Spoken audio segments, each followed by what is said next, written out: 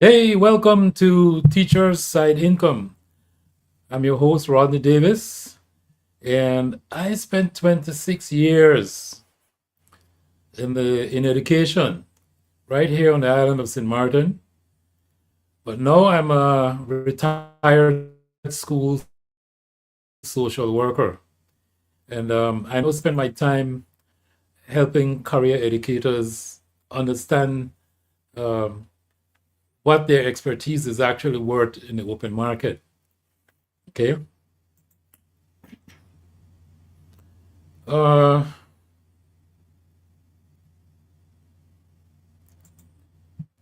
I don't think teachers are fully aware of just how desperately they're needed in the marketplace, which is something that pains me a lot because I spent so many years.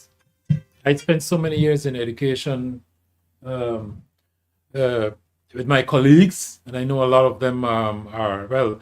We all know all. It's a well-known thing all over the globe that many teachers are underpaid and overworked, and as you're gonna hear today, there is no reason why that has to continue to be the case.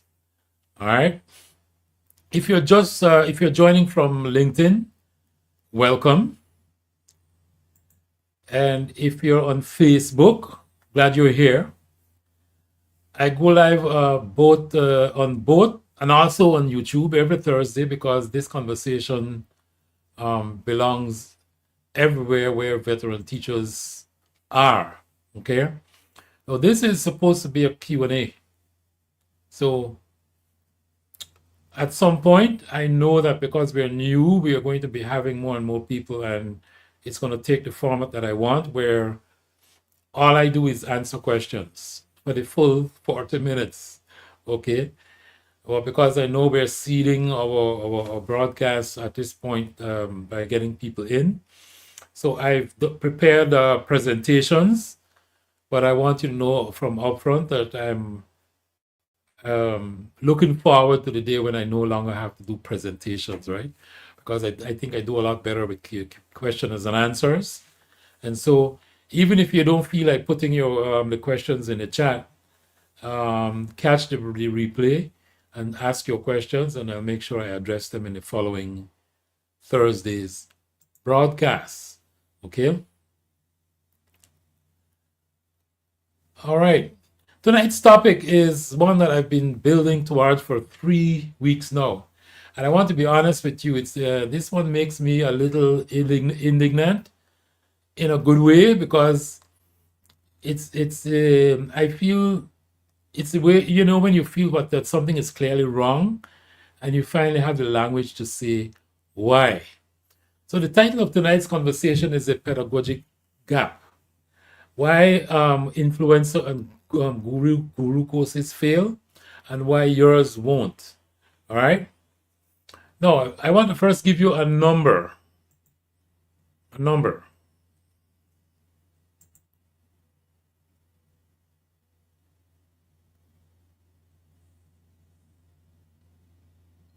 And that number is $375 billion.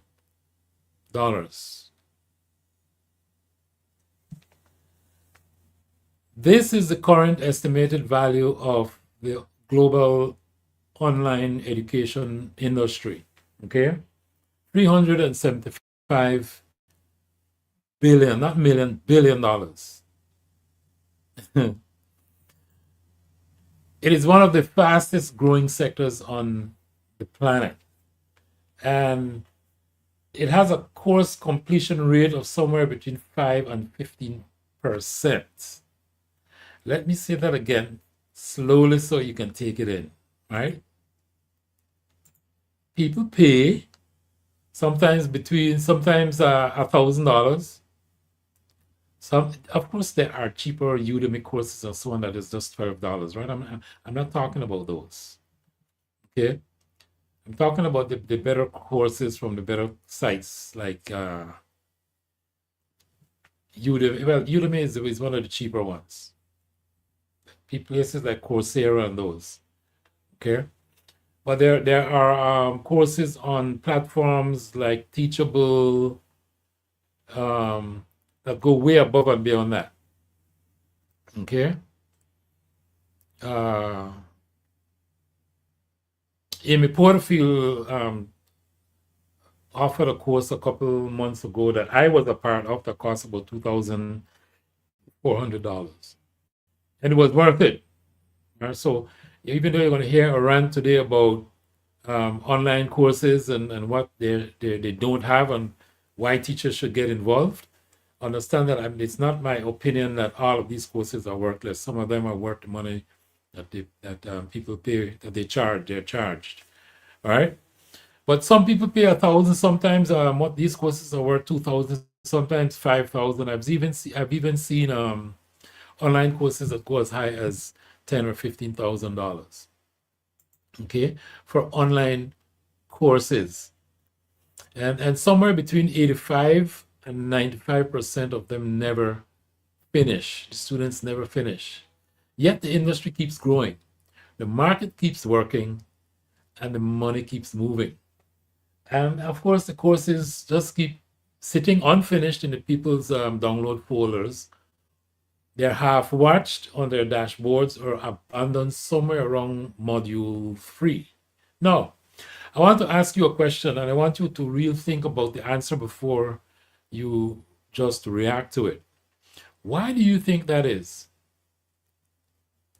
Why do people not finish?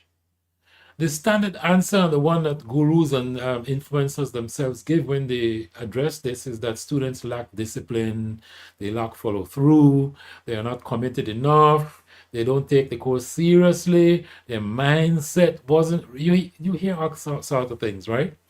And I want you to notice something about these answers, right? It puts the failure entirely on the learner, and I want to offer you a different explanation. Students are not lazy, they are poorly scaffolded, right? That's what, and in most online course creators build a course and they build it in a way that they just consume content. They think about everything they know about the topic, they organize it into sections, they record videos, they add some bonuses, a workbook maybe, and a private Facebook group, and they call that transformation. And they sell it. What they do not do, because most of them have never been trained to do it, is to think about the learner's journey. They don't think about where the student is starting from and what they need to encounter before the later material makes sense. They don't build in moments that check understanding before moving forward. And they don't anticipate the places where confusion is likely to arrive. Okay? Because they're too close to their own knowledge and they haven't been trained to see these gaps.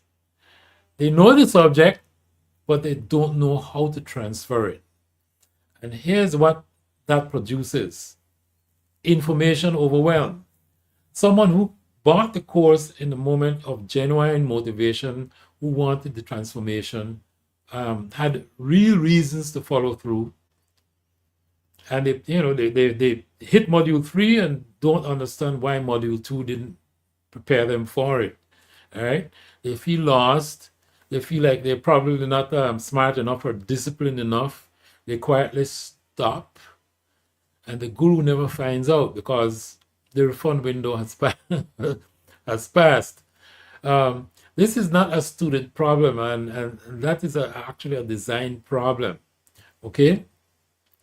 Now, I want you to understand something about what I just described, because I think that you may not have fully connected this to yourself as yet. What influencers and gurus are missing has a name. It's called pedagogic content knowledge, PCK for short. And PCK is the ability to not just know something, but to take what you know and sequence it, scaffold it, and deliver it in a way that someone else can genuinely learn it. Not explain it, that's just the beginning. Not just to present it as I'm doing here, but to transfer it so that the learner moves from where they were to something new. It's the difference between a subject matter expert and a teacher. A subject matter expert can tell you everything they know. A teacher can move you from not knowing to knowing, and they know how to do it because they've studied the process of learning itself, not just the content. So pedagogical content knowledge is not a soft skill. It's not a personality trait. It's not a professional capacity or capability that takes, it actually takes years to develop through formal training and sustained classroom practice. Most course creators have never heard of it. Every career educator in this broadcast has been developing it for 10, 15, 20 years. All right. And I want to be I want to be specific about what this practice actually means, right? It's not about just dumping knowledge on modules. A teacher deals with a transformation, right? So what does a mastery look like at the end, right? What is it that a teacher does when they apply PCK? Assuming that the teacher knows the topic, or let's say the guru or the person that created these online courses, mostly influencers, they actually do know their topic, assuming that is the case. What is missing is what the teachers do in a classroom. So as a teacher, you guys know that you build in checkpoints, okay? Moments where the learner has to demonstrate understanding before moving forward. And this is the one thing I see missing in a lot of online courses. And if you've ever taken, let's for example, a typical example would be a Udemy course. They build these little quizzes in, but these quizzes are not rigorous enough. They don't really test mastery. It's just a placeholder so that they can tick off a box to say, I tested the student. Okay. So a lot is missing. The guru or the online course creator that is just a influencer and nothing more, hasn't had any training in pedagogy, assumes that if the content is good, the learning will happen.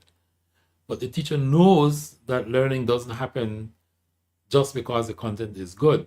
It happens because the instructional design is sound. And these are not style differences, right? They are structural. And they are the reason a teacher-built course, in my opinion, will always outperform a guru course with identical content. Here's what that means for you, okay? The $375 billion industry that I just talked about has a very expensive, very widespread problem. And you, with your training, with your classroom instincts, with your years of practice, are perfectly positioned to solve it. Not eventually, already, right now. With what you already have, you are not just trying to compete with gurus on their terms. You're operating in a different category, and the market is slowly figuring that out. Okay. Let me just check here for pause my little rant and check for comments. I don't see any.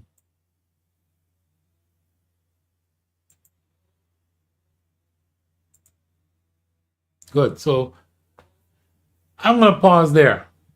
Okay, because that's as far as I don't like to make long presentations, and I do have some questions that I collected from teachers over the years.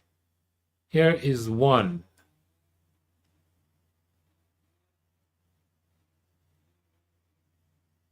So one teacher told me, I've never thought about my teaching as a competitive advantage before. And um, this is exactly the problem, and it exactly what I'm trying to change. Right? The system that you work in doesn't reward you for thinking about it that way, but the market will. So once you learn the marketing behind it, okay, um, the market will actually pay you for your for what you're going to be able to do, because you can bridge that pedagogic gap that the gurus and influencers out there don't have. A lot of them right out there, I shouldn't be so ecstatic to report this, but I genuinely feel that teachers should be in that space simply because they know how to do it better than the people who are making all this money. And the market is now, especially with AI, the market is now is now learning that a lot of these courses are overpriced. And again, I'm not knocking all of them. I've taken some very good ones myself. Okay. I'm actually taking one now that costs close to $3,000, and it's worth every penny. So understand that I'm not saying that all of these courses out there are worthless, but I'm saying that the ones that I feel are worth it, it's usually because the person has good instructional design, and it's because they do the same things that teachers do in classrooms all the time when it has to do with building relationships with their students. Okay. And I'm here to report to you experienced teachers that the gurus and the influencers out there don't do that, and they're out there making the money. Okay. So this is my clarion call. All right. And so I'm hoping that you join us and get some courses there, learn the marketing part, because I'm going to be delivering that as well. So just stick with us. And yeah, you have to get your side income going. Let me see if I can. I Let me scroll another question here. Here's another one. How do I compete with um what was it that she said? Oh, the gurus have a huge audience, and this teacher wanted to know how they compete with that. All right. And I'm going to tell you that you're not competing with the audience. I mean, the audience is not what brings value to the student trying to learn. Doesn't matter. It doesn't matter if you have 1 million followers on social media. That is not going to help the person who pays $1,000 for a course to learn any better. So that's not what you're competing with. Your expertise, your PCK, is what you're competing with. And with 0 followers, if you learn the marketing, as I said, that is the value that you're going to bring to marketplace, that the online course industry is hungry for right now. A course that produces real results, people finish it, they apply what you taught them, they fall in love with it, and they talk about it, and they become evangelicals for your course. So don't worry about how many followers you have, right? That's has nothing to do with the success or failure in the online course space. I'm going to do one more question, and then I'm going to run over to start preparing for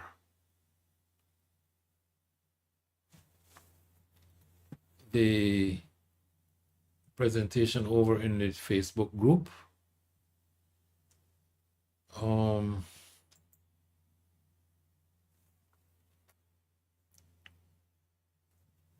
In the Facebook group, but this happens at 7 o'clock. Right now, it's just about 6:19. Okay, so you have time. Okay, and what we're going to do there is we're going to transition over and go deeper into pedagogical content. Okay. Um, what I know is that this is something that all trained teachers have been trained in. Now, if you haven't been looking at instructional design for a long time, maybe the last time you saw those things was when you were in teachers college, right? Um, I go over some of those things in the next broadcast at 7 o'clock, and I try to explain it from the point of view of the online course industry, so you begin to see where that is where you belong, right? So I'm not here trying to get teachers to quit what they're doing in their classrooms. The only problem I'm trying to help teachers solve is the part about being underpaid, right? Instead of waiting around for somebody to do what they were supposed to be doing and raise your pay, I'm saying go and build an online course business and pay yourself. That's what I'm about. Okay. So we're going to go deeper into that topic. I have to announce that the Facebook group broadcast that happens at 7 o'clock, you have to register for it, and I only have space for 100. Okay. If the group gets above 100, of course, I'm going to pave to handle for the group to handle more than 100 on the broadcast. For right now, as of today, it can only handle 100. So I know that everybody cannot see the comments, which is the reason why I have it on the screen. And it should also be on the comments section for those of you who can see it. It should be showing up on YouTube and Facebook as well. I'm pretty sure it's not on LinkedIn, okay? Because I can see everybody's comments, but not everybody can see mine. All right. So that's all the questions I'm gonna deal with today.